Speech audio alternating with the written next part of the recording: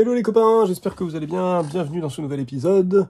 Désolé par avance pour le fait que je parle du nez et tout ça, je suis fort malade, j'ai pas passé des très bonnes nuits dernièrement, mais on est lundi et c'est comme ça. Et du coup, je me présente, Ben Toubab, auteur-illustrateur, je travaille la plupart du temps en micro-édition et en auto-édition, sur du conte illustré, du roman illustré, de la bande dessinée, du jeu de société, et à côté de ça je fais de la commande d'illustration, voilà, je suis illustrateur de base et je me suis spécialisé un petit peu en tant qu'auteur dans tout ce qui est micro-édition et auto-édition pour concrètement réaliser mes projets perso sans partir dans des recherches interminables, parce que c'est ça en fait, hein. C'est vrai que j'ai jamais vraiment expliqué, mais du coup je me permets de faire un topo là-dessus. Là, on est à la fin de l'année, ça fait partie du récap. Bref, je m'égare déjà, mais putain, je suis vraiment pas en forme, donc ça va être chaotique plus que d'habitude, mais c'est pas grave, on va quand même y aller. Pourquoi je suis parti dans l'auto-édition et dans la micro-édition? C'est venu vraiment, c'est pas un truc du genre j'ai jamais trouvé d'éditeur, donc du coup voilà, machin. Non, c'est vraiment, ça a démarré avec un premier projet, avec ce truc là où j'ai envoyé à une dizaine d'éditeurs et j'ai eu une réponse qu'un éditeur qui m'a dit, enfin non, deux éditeurs qui m'ont dit à peu près la même chose, qui m'ont dit on est intéressé par le projet mais on fait pas encore ce genre de choses chez nous. Concrètement, c'était un conte illustré à l'époque et voilà, c'était Ankama qui m'avait répondu, qui était encore un peu plus spécialisé dans les jeux vidéo, et un autre éditeur dont le nom m'échappe, bref. Et suite à ça, on m'a parlé du financement participatif, notamment de Ulule, je me suis lancé là-dessus, ça a fonctionné, et du coup je me suis dit, en final, pourquoi s'embêter en fait. Et voilà, je fais juste un petit topo là-dessus parce que c'est intéressant. Moi je me rends compte que j'en suis à ma 12e publication. Alors bien sûr, je suis pas mondialement connu, je suis même pas nationalement connu, je commence à être connu régionalement et ça me va très bien. Et en fait, honnêtement, j'en ai rien à foutre. Voilà.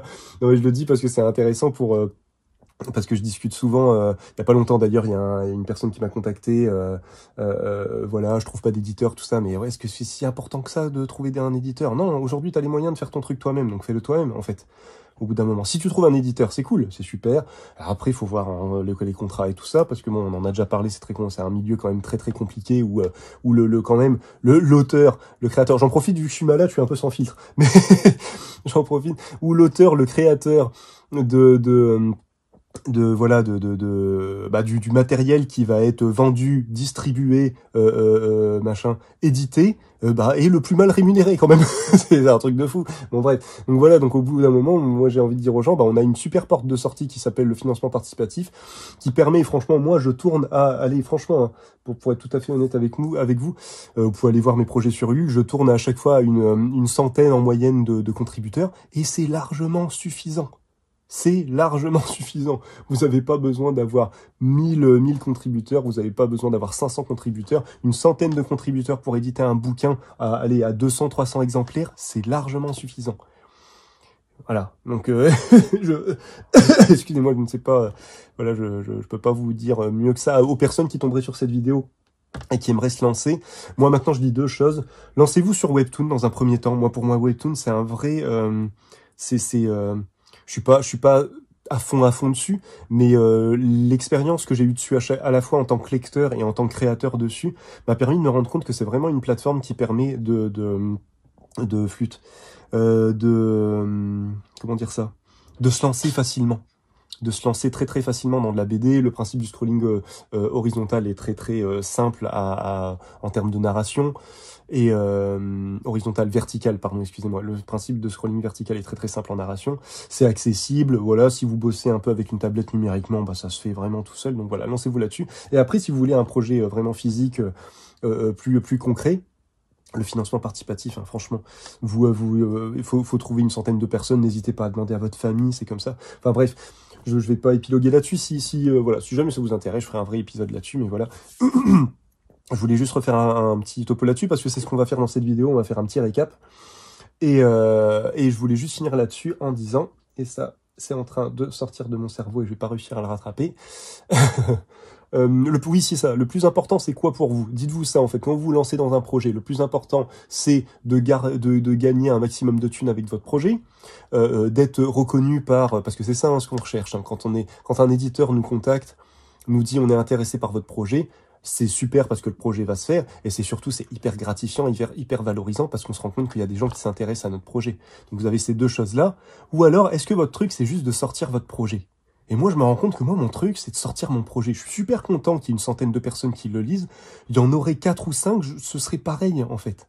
Ce serait pareil, parce que moi, ce qui m'importe, c'est de réaliser mon truc. C'est mon but premier. Après, voilà. Après, s'il y a un écho à ce que je fais et que je tombe sur en festival par exemple, quand je tombe sur des gens qui viennent me voir, qui attendent la suite de Belle Couette, ou voilà, ils sont pas nombreux, hein, ils sont pas nombreux, pas du tout, mais c'est super cool d'avoir 40, 50 personnes qui viennent vous voir en disant bah voilà, on attendait la suite, c'est cool, ma fille elle adore ça, enfin voilà, ce genre de choses quoi. Donc ça c'est super cool. Mais en premier lieu, pourquoi vous le faites? Et à mon avis, si vous le faites en premier lieu pour être valorisé, bah bon, ça fait un petit souci avec vous-même peut-être. Et si vous le faites pour les thunes, oh là là les gars, pardon. J'en ai, après bon, allez, je termine là-dessus. Mais juste pour terminer sur une note un peu plus humoristique, moi j'ai des potes quand même, des connaissances plutôt, dessinateurs, qui en festival me disent, moi je suis là pour faire de l'argent. Ah mon pauvre, c'est pas du tout le bon endroit. C'est pas du tout le bon endroit pour faire de l'argent. Voilà, enfin puis c'est pas du tout le but, hein, faire le partir de base que tu vas faire de l'argent avec la culture, c'est déjà une très mauvaise idée. Mais alors à l'époque actuelle, les copains, à l'époque où l'auteur touche entre 3 et 5% de royalties sur son boulot, quand il est vendu, les copains, comment vous dire, c'est pas avec ça que tu vas finir milliardaire. Bref, voilà, oh, ça fait du bien. Petit voilà, d'entrée de jeu comme ça m'a réveillé. Bon bref, qu'est-ce qu'on va faire aujourd'hui dans cette vidéo? On va essayer de faire une vidéo courte, ça démarre très mal les copains. Ce que je veux faire, c'est que je voulais le faire l'année dernière et je l'ai complètement loupé. Et je me suis dit, en fait, prendre un petit peu tout ce que... essayer de reprendre. Alors, mentalement, je vais pas tout vous ressortir. Mais ce qu'on a fait, ce que j'ai fait en tant que vidéo... test matériel cette année. Et puis, en fait, juste vous montrer ce que j'ai encore en main. Pour pas que la vidéo soit trop longue, je coupe en deux, je fais un épisode avec le matos que j'utilise en extérieur et je ferai un épisode avec le matos que j'utilise en intérieur. Voilà. Et j'ai fait un petit peu le tri de mon côté pour pas tout vous sortir parce que je vais pas vous dire ça je l'utilise plus, ça je l'utilise plus. Parce qu'il y a quand même énormément de matériel que j'ai testé que j'utilise plus trop. Enfin, que j'ai utilisé, il y a du matériel que je l'ai déjà dit, hein, que j'ai utilisé qu'une fois et je l'utilise plus parce que c'était rigolo sur l'instant, mais c'est clairement pas, c'est même pas des fois que le matériel est mauvais, c'est juste que ça rentre pas dans mon truc, quoi. Donc voilà, donc je vais démarrer à partir de l'année prochaine, tout le matos que j'ai pas utilisé, j'ai fait un petit tas là, et puis je vais commencer à en offrir de temps en temps dans les vidéos, voilà, je le dis, je le fais, à partir de début janvier, ou peut-être avant, on verra. Du coup, les copains, ce qu'on va faire dans cette vidéo, du coup, c'est vraiment focaliser un petit peu sur le matériel, moi, que j'utilise en extérieur.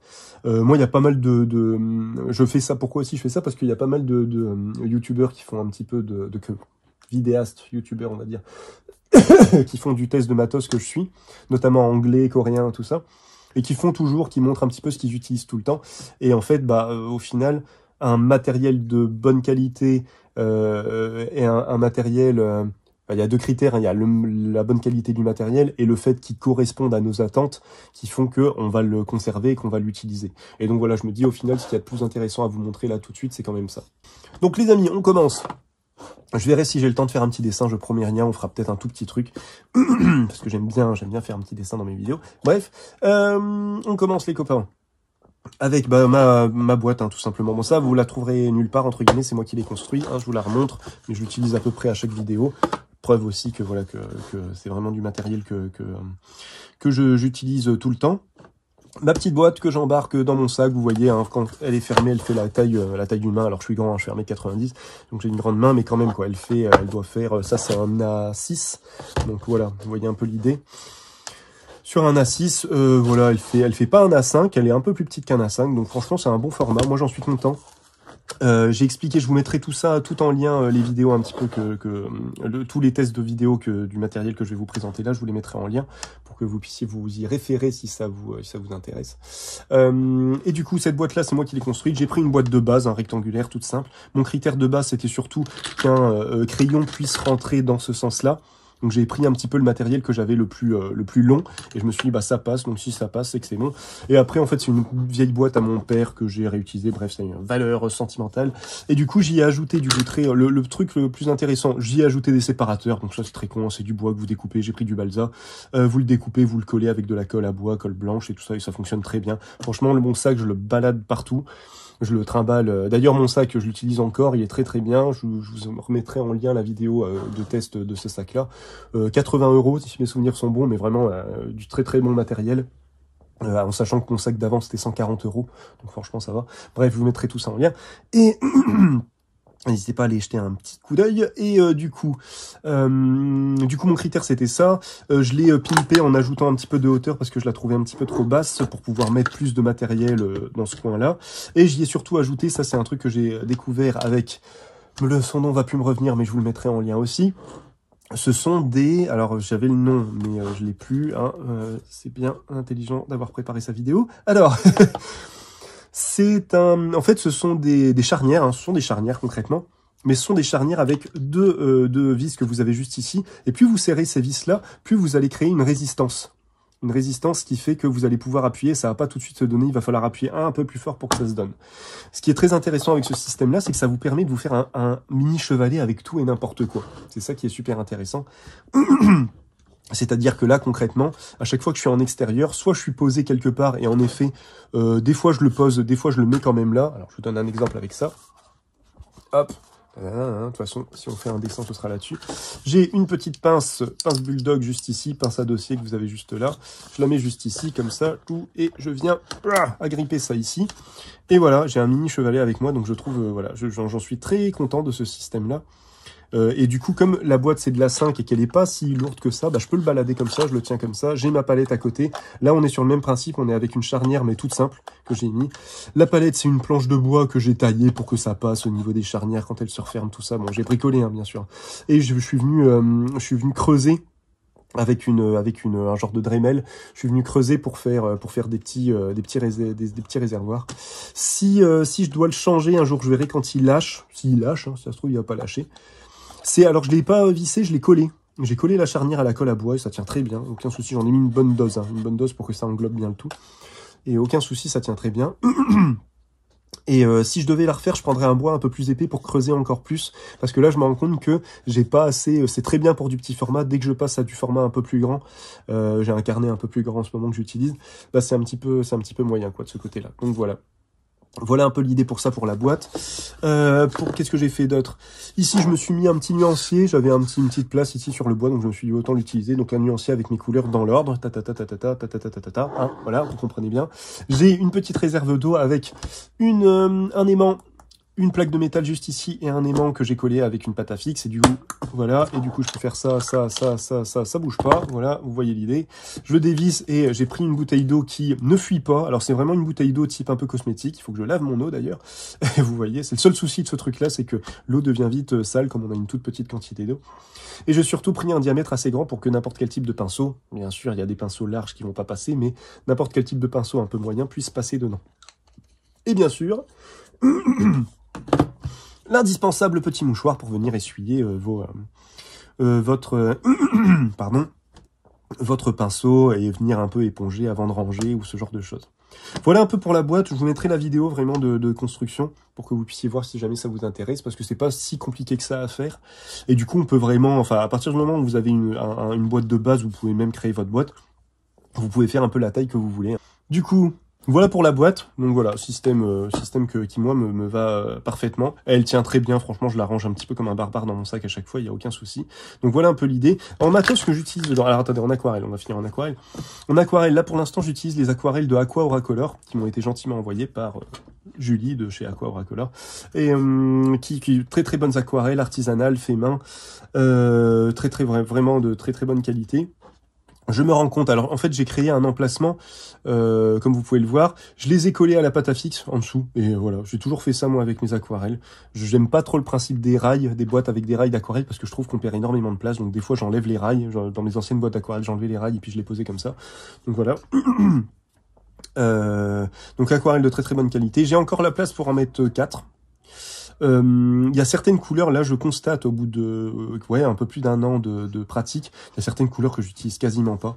Donc voilà, donc je vais voir ce que je vais faire parce que j'adore ces aquarelles-là, mais j'étais aussi très très fan de la gamme Winsor & Newton a lancé un espèce de concours. On était obligé de travailler avec 6 couleurs, si je dis pas de bêtises. Le bleu du Mont qui lui pour le coup me plaît pas trop en tant que bleu.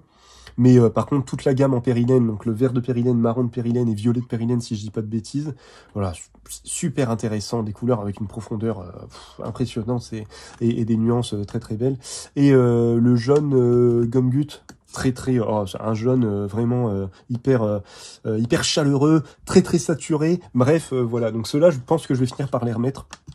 Dedans, je les ai encore, il faut juste que je les calme, mais j'ai pas encore pris le temps de le faire pour venir compléter un peu la gamme. Et je me dis que voilà, que ça peut rehausser un petit peu et que ça peut être intéressant d'avoir les deux.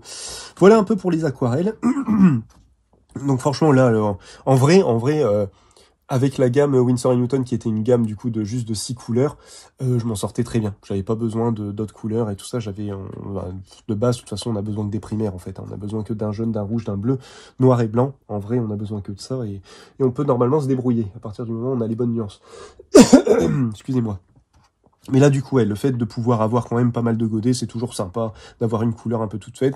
Quand on travaille en extérieur, c'est quand même cool de pas devoir commencer à chercher à faire des mélanges, même si moi, dans tous les cas, je fais tout le temps des mélanges. En fait, il y a que le rouge, je crois, que j'utilise en plein, et le violet. De toute façon, c'est les deux qui sont les plus attaqués. Et le vert aussi. Le vert, j'avoue que je le charge bien. Voilà, du coup, pour les aquarelles. Et en matériel, excusez-moi, c'était mon chat.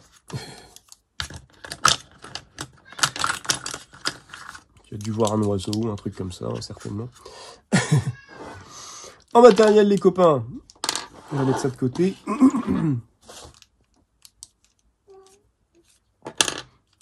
Hop, j'utilise tout ce que vous avez là. Je vais vous les poser tel quel. Hop. Yop, et voilà. Voilà un peu c'est le minimum dont j'ai besoin pour quand je suis en extérieur. Donc il y a quand même beaucoup de choses. Hein. Alors il y a les polychromos, hein, j'en vante les mérites à chaque vidéo. Mais voilà, ces crayons sont formidables, écoutez. À base de cire, donc ils vont pas se diluer dans l'eau, mais on peut les travailler de manière très légère. La mine est hyper résistante, donc si on a envie de forcer, d'avoir un trait vraiment foncé, bien épais, de venir carrément creuser le papier, on peut. Enfin, ils sont hyper résistants, super intéressants à utiliser. Mon petit banger à moi, c'est le Il Doppio de chez Borchani Bonazzi. Ça aussi, je vous le mettrai en lien. Mais quand ils l'ont sorti, celui-là, j'étais fou. Et j'en suis toujours fou. La pointe, à force de l'utiliser, forcément, la pointe... donc alors, attendez, dans l'ordre. Vous avez du coup, c'est que du synthétique. Vous avez une imitation de petit gris juste là et une imitation de martre juste ici. Voilà, que en synthétique. Et du coup... Vous avez du coup l'imitation de petit gris qui commence un petit peu à s'user au niveau de la pointe. Donc j'ai une pointe qui est de moins en moins fine. Donc j'essaye de la retailler, mais je dois mal le faire. Donc du coup, il faut que j'essaye de prendre le temps de faire ça bien. Mais ça va, franchement, vu que je l'utilise quasiment pour du remplissage et jamais pour du travail de précision, ça va, parce que pour le travail de précision, forcément, j'utilise celui-ci qui est beaucoup plus intéressant. Même si je le trouve un peu gros, je me dis qu'au final, une taille un peu plus fine aurait été intéressante, et ici, une taille un peu plus grosse. Ils auraient dû un petit peu inverser le truc. Mais en tout cas, voilà, pour l'instant, j'ai l'impression que c'est les seuls à avoir fait ça, et voilà, vraiment, rien à dire. À force de l'utiliser, qu'est-ce que j'ai comme petit défaut? J'ai ça qui s'enlève. Il faut que je le recolle. Bon, il faut y aller, hein. Mais en fait, j'ai le pinceau qui s'enlève. Il faut juste que je remette un peu de colle. Je pense que je l'ai tellement trempé dans l'eau, tellement saturé que voilà.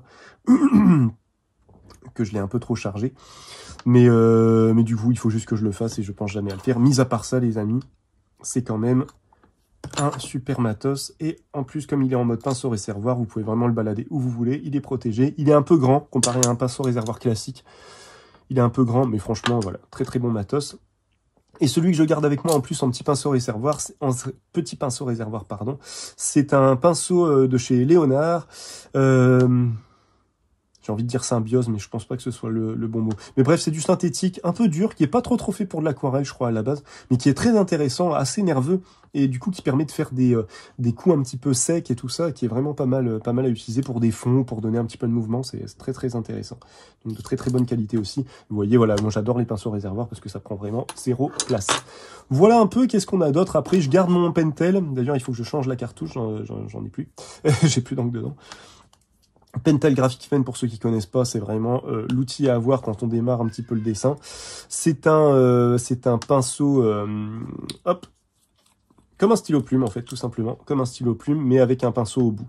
Donc du coup, vous avez de l'encre, ce n'est pas de l'encre de Chine, c'est une encre pigmentée, parce que l'encre de Chine, comme elle est carbonée, elle va finir par boucher le stylo. Mais c'est une encre pigmentée qui se rapproche très bien, très fort de l'encre de Chine, qui permet d'avoir de très beaux noirs, et le côté pinceau permet vraiment de le travailler, voilà, de vraiment bien travailler, de pouvoir faire du remplissage si on a envie en noir ou pouvoir travailler en finesse. Donc voilà, hyper intéressant. J'essaierai de l'utiliser un peu, même si à mon avis, comme il n'y a pas beaucoup d'encre, je pourrais pas faire grand chose avec.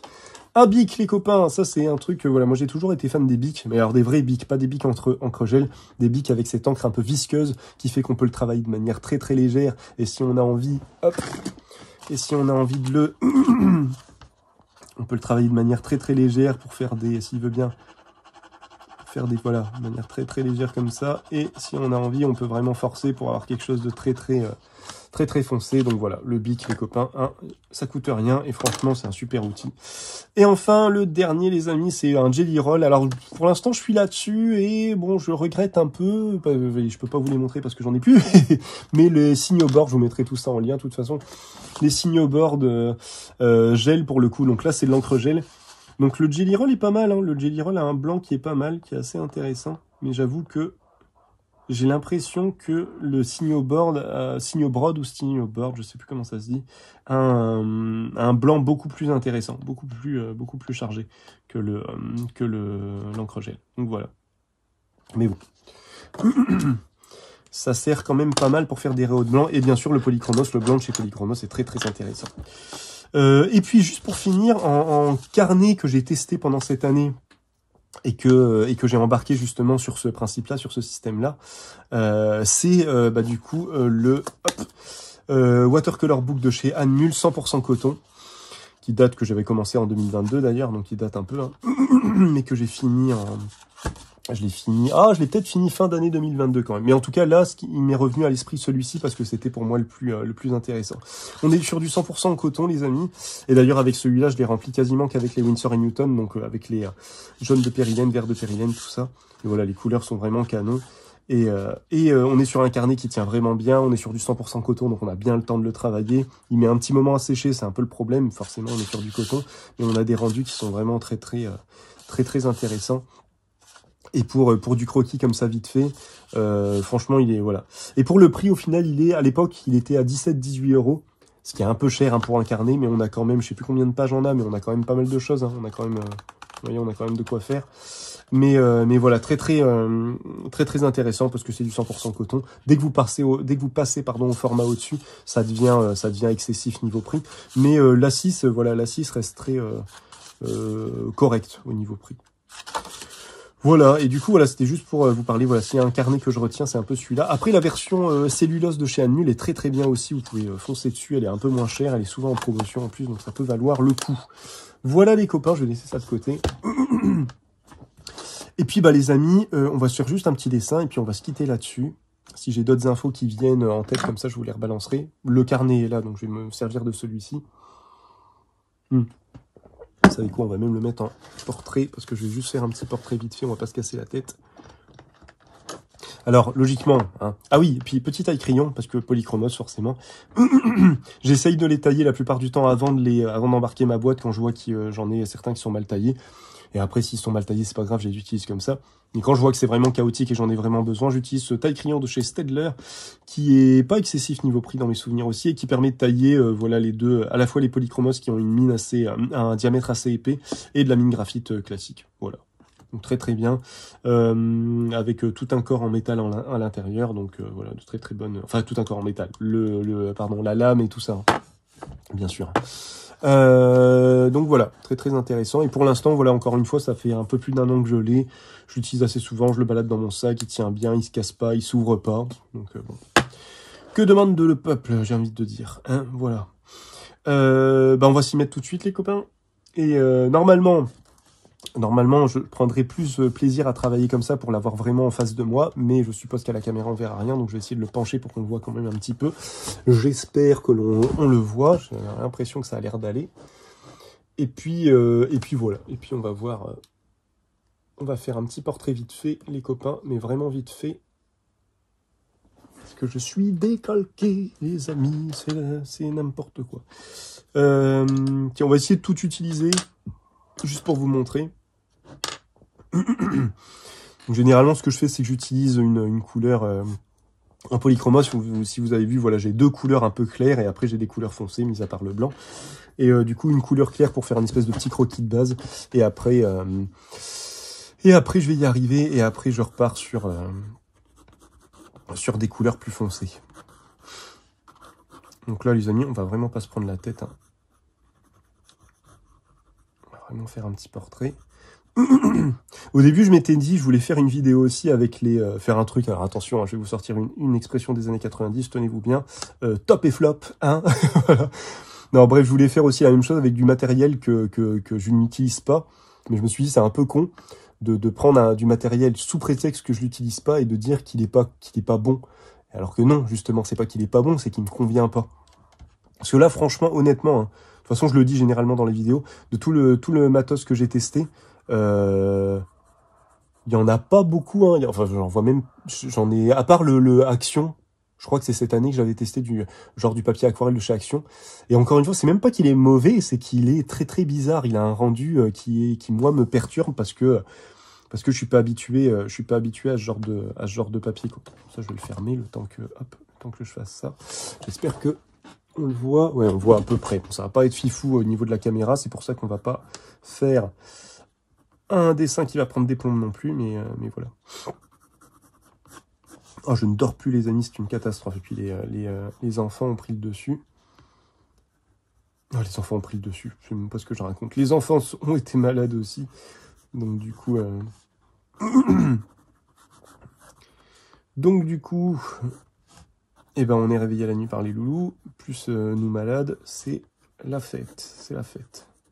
C'est la fête, c'est la fête. Excusez-moi. Alors, bon, je fais un petit invisible, hein, voilà. C'est vraiment juste pour habiller un petit peu la vidéo. Hein. Et franchement, voilà, encore une fois, les polychromos, hyper intéressants. Ce que j'adore, c'est vraiment ça, c'est que même dans des couleurs un peu claires, on a quand même une belle saturation de la couleur. On a une belle pigmentation, plutôt. Ce qui fait que, même avec des couleurs claires, on a quand même un rendu assez visible. Je n'ai même pas dit, mais alors du coup, le carnet que j'utilise, c'est là pour le coup, c'est un carnet que j'avais testé aussi pendant cette année, si je dis pas de bêtises. C'est un Canson 30% coton. Si je peux dire ça, quand même. 60% coton, 60% coton de chez Canson, qui est très très bonne qualité aussi et qui permet d'avoir un espèce avant de passer directement au coton, pour ceux qui n'ont jamais fait de coton, ça permet d'avoir une petite idée de ce que ça donne, parce qu'il est vraiment très très bonne qualité, et on a des beaux rendus dessus. Voilà, soit là, je repars directement au foncé, avec un polychromos un peu plus foncé pour définir, soit je pars en aquarelle. Là, je vais partir en aquarelle directement, pour pas se casser la tête. Hop, pour vous montrer un peu comment je fonctionne. Après, il faut partir du principe que normalement, je suis comme ça. Et puis... Mais franchement, ça va. Hein. Si au bout de 20-25 minutes, je commence à me dire, ah bon, ça me saoule, j'aimerais bien le poser. Mais voilà, moi, c'est le temps maximum que je prends pour un croquis, quoi. Pour un croquis en extérieur, c'est 10-15 minutes, pas plus, quoi.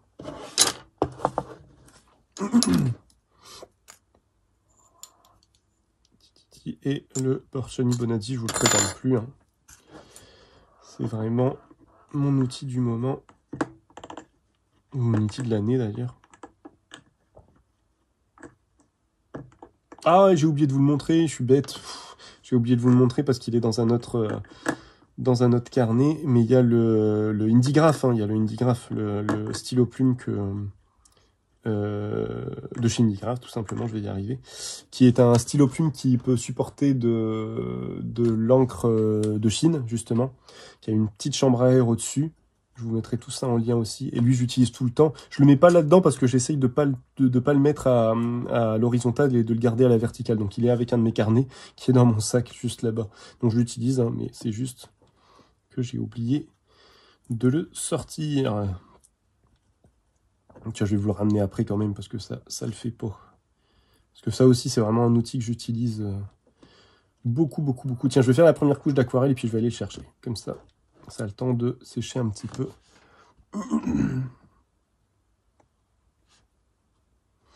Puis ce que j'aime bien avec les polychromos, c'est qu'il y a une espèce le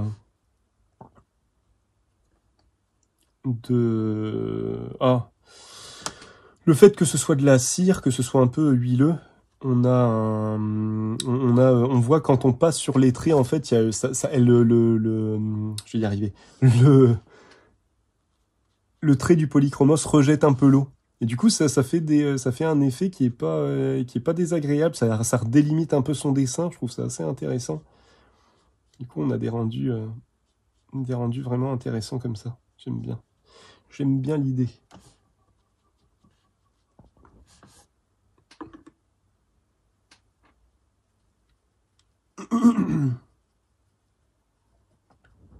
Vous voyez ma palette, c'est le bordel, hein, par contre. Hein.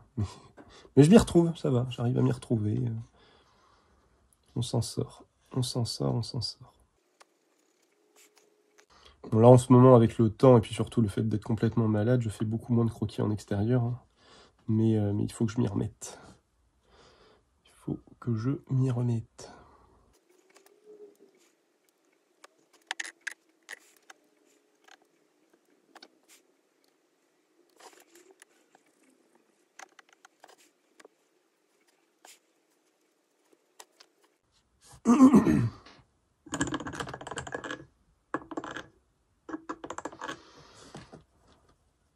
Putain, le bleu aussi, je l'ai bien dégommé. Hein.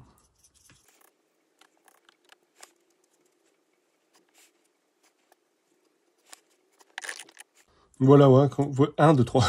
Je parle plus français. T'as le droit de faire un AVC aussi, hein, ça va bien.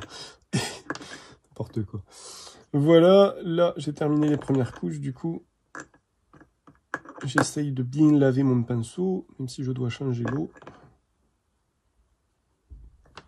Et du coup, je vais passer, hop.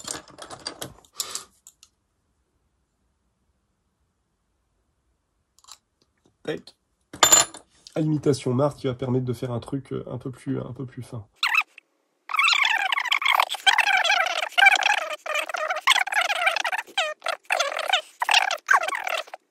Bon, du coup, avec la martre, hop, avec le côté martre, je vais juste refaire des petites ombres, vite fait, bien fait. Juste pour donner un petit peu plus de profondeur, avoir quelque chose de moins plat.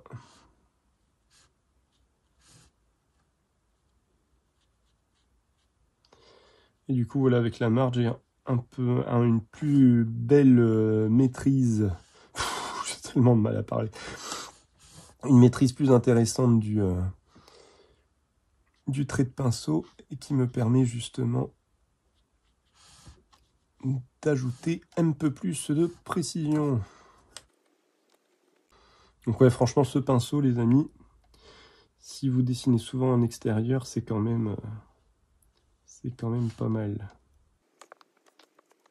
Ah, j'ai oublié de faire les cheveux, n'importe quoi. Les sourcils, justement. Voilà, voilà. Puis tiens, juste pour vous montrer la différence de rendu, on va se faire un petit fond rapide avec l'autre pinceau réservoir de chez Léonard. Hop. On va prendre quoi? On va prendre une couleur qu'on a déjà là. Tiens, on va se prendre ce petit violet crépuscule, si je dis pas de bêtises. Que j'aime beaucoup, beaucoup.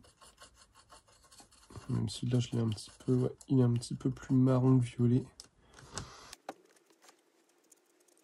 Bon, le bloc, je me rends compte là, après un nouveau test, que le bloc de chez Canson, il est quand même super intéressant. On ressent vraiment le coton. Le fait qu'il soit à 60% coton fait qu'on a encore une accroche un peu plus... Enfin, on a quelque chose de dynamique, quoi. On n'a pas quelque chose de complètement mou comme on pourrait avoir avec du 100% coton. J'ai l'impression que j'en ai là. Hein. Mais on a quelque chose de très... de bien vivant, quoi, au niveau du papier. Donc c'est super intéressant à travailler. Qui devrait la développer un peu plus, celle-là, cette gamme-là. Voilà les copains, on va se refaire. On va attendre que ça sèche. Je vais vous ramener l'indigraphe quand même pour vous parler de ça. C'est un minimum. Tac. Je vais juste mettre ça de côté 2 minutes. Voilà, ce que je vous disais, hein, je vous mentais pas, il était accroché à un autre carnet que j'utilise en ce moment. Petit carnet, hop, de chez Paper Blanks, que j'aime beaucoup aussi. Mais du coup, qui est plus... voilà, je travaille de temps en temps, soit au polychromos, soit avec soit avec l'indigraphe, justement. L'indigraphe, les copains, qu'est-ce que c'est? C'est ce petit outil que moi j'ai habillé parce que je trouvais que le corps en aluminium est très très intéressant, mais il a tendance à glisser un petit peu trop. C'est un stylo plume qui se dévisse, que vous voyez juste ici. Et du coup, qui possède, comme vous pouvez le voir juste là, une chambre humide, en fait, que vous dévissez, que vous remplissez d'eau et qui permet de garder la plume tout le temps humide. Ce qui permet de mettre à peu près tout type d'encre dedans. Donc j'ai fait des tests avec l'encre de Chine et ça fonctionne du feu de Dieu. Et j'ai surtout fait des tests avec de l'encre acrylique qui, moi, m'intéresse beaucoup plus. Et d'ailleurs, parce que là, comme j'étais malade, ça fait une bonne dizaine de jours que je l'ai pas utilisé. On va revoir tout de suite si... Au bout d'une dizaine de jours sans utilisation, il fonctionne bien ou pas. Si ça se trouve, je vais avoir... je vais vérifier que j'ai assez d'encre quand même, parce que si ça se trouve, j'en ai plus. Si. Et oui, vous avez du coup fourni avec une cartouche à piston. Donc alors, je vais voir s'il faut pas que la cartouche à... S'il faut que... Peut-être que la cartouche à piston, je la réactive. Ah, même pas, vous voyez. 10 jours sans l'utiliser, ça n'a pas du tout séché, alors que c'est de l'encre acrylique, les amis. Hein. C'est de l'encre acrylique, donc quiconque a déjà utilisé de l'encre acrylique, c'est que ça sèche de manière définitive, et puis voilà, de manière définitive, et ça peut, voilà, sur une plume classique, ça va vous la foutre en l'air. Donc là, pas du tout, franchement. Voilà, une très bonne plume, hein, on peut vraiment travailler de manière très très fine, et on peut, hop, gérer un peu les pleins et déliés, ce genre de choses. Voilà, très très bon matos. Hein. Je crois que ça démarre à une... 70 €, quelque chose comme ça. Mais franchement, si vous cherchez, si vous aimez dessiner aux plumes, parce qu'il faut aimer dessiner aux plumes, hein, bien sûr, et si vous cherchez voilà un stylo plume, même pour de l'écriture à la limite, hein, parce que vraiment le fait qu'il accepte tout type d'encre, que vous n'ayez pas à vous casser la tête à savoir quelle encre je vais pouvoir utiliser, c'est génial. C'est génial les amis. Donc voilà, je recommande, je recommande. Donc ça fait partie aussi du matos que j'ai tout le temps avec moi en extérieur. Et puis oui, et puis j'ai retrouvé ça aussi, chose très intéressante à avoir avec vous en extérieur les amis, c'est un petit vaporisateur qui est bien utile quand voilà vous voulez que ça aille un petit peu plus vite.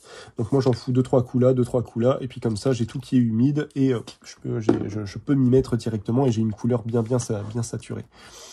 Voilà les amis, on s'y remet. Tiens, je vais utiliser un bleu, hop, pour juste... redélimiter certaines choses, on va se faire un petit coup de pinceau, on va pas faire du bic, hein. Je vais voir si je fais des rayons de blanc, bon, je vais faire des rayons de blanc tout de suite, tiens, regarde, hop, ça c'est fait, hop,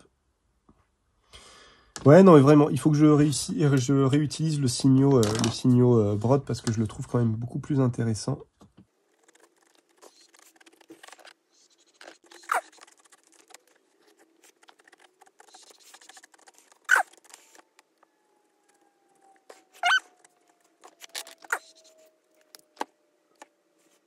Vous voyez, voilà, ce qui est vachement sympa avec le Pentel, c'est que tout de suite on peut redonner quelque chose de beaucoup plus définitif.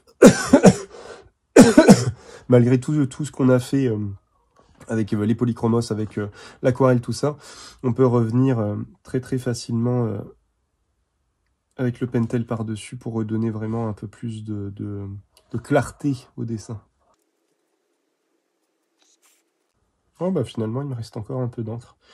Je pensais que j'allais vite être en mode freinage avec l'encre, mais finalement ça va encore.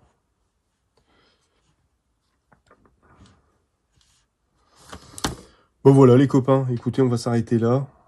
Après en soi voilà, bon, le bic je l'utilise souvent aussi pour travailler un peu plus finement ou pour venir faire des petites hachures supplémentaires, ce genre de choses. Ça ramène un peu plus de texture, c'est pas mal aussi. J'utilise beaucoup pour ça, le bic. Ou pour venir, ce que j'aime bien faire, moi, c'est délimiter certaines zones d'ombre. Donc venir, comme le bic, il est assez fin. C'est le Crystal Fine, d'ailleurs, ouais, de chez, voilà, Crystal Fine de chez Bic, qui est plus fin que ce qu'on trouve généralement dans le commerce. Excusez-moi. Et voilà, j'aime bien venir redéfinir, rajouter des espèces de contours à certaines zones d'ombre. Je sais pas pourquoi, mais j'aime bien le rendu. Puis voilà un peu l'idée, les amis, j'ai quasiment tout utilisé, j'ai juste pas utilisé le blanc. Qu'est-ce qu'on peut faire avec le blanc pour vous montrer? Ce qui est très intéressant avec le polychromos blanc, c'est qu'il repasse voilà, de manière un peu légère, on va pas se mentir, mais sur une couleur un peu plus foncée. Je sais pas où je peux vous le montrer, pour que ça se voit un peu plus. Oh, est-ce que sur le noir, ça va se voir? Ah oui, encore que. Ouais, non, c'est bizarre, là, ça... ah, il marche pas tant que ça. Qu'est-ce que c'est que cette histoire? Alors, est-ce que c'est le papier aussi? Ah, ça doit être le papier, parce que là...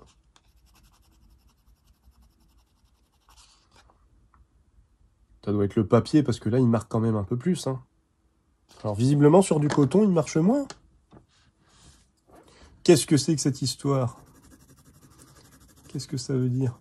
Après, ça fait... alors, ouais, ça va pas forcément se voir à l'écran, mais ça fait quand même des petits rayons de blanc, hein, très très légers. Très très légers. Bon, bref, voilà. Moi, j'utilise de temps en temps. Plus sur de l'encre, c'est vrai. Plus sur de l'encre, c'est un peu plus intéressant. Enfin, bref, voilà les copains. Voilà les amis. Voilà. Hein, on y est. Voilà un peu l'idée. Je voulais vous montrer tout ça, voilà, vraiment dans cette idée-là, de vous partager un petit peu ce que j'utilise quotidiennement, hein, concrètement, parce que là, c'est un peu ça. Ce que j'utilise dès que j'ai 5-10 minutes où je sens que je peux dessiner, bah voilà ce que j'utilise. J'utilise pas tout comme j'ai montré là. Des fois, je fais juste du crayonné. Des fois, je fais juste de l'aquarelle. Ça dépend vraiment du temps que j'ai, du moment, de l'envie, tout ça. Mais voilà, cette petite boîte-là, les copains, elle me permet de faire tout ça, d'avoir tout ça avec moi. Et une fois, voilà, vous voyez, alors il y a encore un petit peu d'eau. Donc quand elle est complètement humide, bah, j'essaye de la sécher un petit peu avec les mouchoirs qui sont là. Là, il y a un tout petit peu d'eau, je sais que ça va pas, voilà, ça va pas tomber dessus ou quoi que ce soit. Donc je sais même celle-là qui est quand même bien, vous voyez, bien chargée. Voilà, elle bouge pas quoi. Elle bouge pas tant que ça, donc bon. Je sais que j'ai pas trop de risque de ce côté-là. Voilà un peu l'idée, les copains. Et voilà, une fois refermée. Ah, si je mets pas tout dedans, ça va pas aller. Tac, tac. Hop. Une fois fermée, je peux la refermer complètement. Et puis voilà ce que ça donne. Donc voilà un peu l'idée, les amis. Je voulais vous faire un petit récap de ça. J'espère que cet épisode vous aura plu, parce que c'est pas vraiment un épisode de test du coup. Mais je me suis dit, voilà, c'est un peu dommage de tester autant de matériel et de pas dire au bout d'un moment, bah, qu'est-ce que j'utilise depuis, voilà. Donc il y a pas mal de choses, bien sûr, qui datent. Hein, le Pentel, je l'utilise depuis des années. Mais voilà, il y a 2-3 trucs. Les polychromos, j'en suis vraiment tombé amoureux cette année-là. Avant, j'utilisais énormément de crayons aquarellables. Et puis voilà, quoi. Et puis tout le matos que je vous ai présenté. J'essaierai de vous mettre un maximum de liens en description de la vidéo YouTube pour que vous puissiez retrouver un petit peu tous les épisodes. Excusez-moi, j'avais pas encore éternué. Hein. J'ai mouché, toussé, éternué. Voilà, hein, tout est fait. Et puis voilà les amis, donc prochain épisode, soit je vais mieux et je reteste un truc, soit je ferai un récap du coup de ce que j'utilise à domicile. Vous allez voir, c'est pas, voilà, j'utilise surtout de l'acrylique et de l'aquarelle, mais pas n'importe quel acrylique et pas n'importe quelle aquarelle. Et je vais vous parler de tout ça, soit au prochain épisode, soit dans 2 épisodes. Voilà, bah écoutez, j'espère que ça vous a plu. N'hésitez pas si vous avez des choses à partager de votre côté. Hein, moi, ça m'intéresserait vraiment de savoir quel outil, plusieurs outils même, que vous utilisez vraiment tout le temps. Ça m'intéresserait vraiment de savoir. Je vous mets le Indigraph à côté aussi. Vraiment très très intéressant le stylo plume de chez Indigraph. Vraiment un truc très très intéressant à avoir tout le temps sur soi. Voilà, donc ouais, n'hésitez pas en commentaire à me dire voilà ce que vous utilisez, ça m'intéresserait. Genre l'outil que vous embarquez un petit peu partout. Moi, j'en ai plusieurs, hein, comme vous pouvez le voir.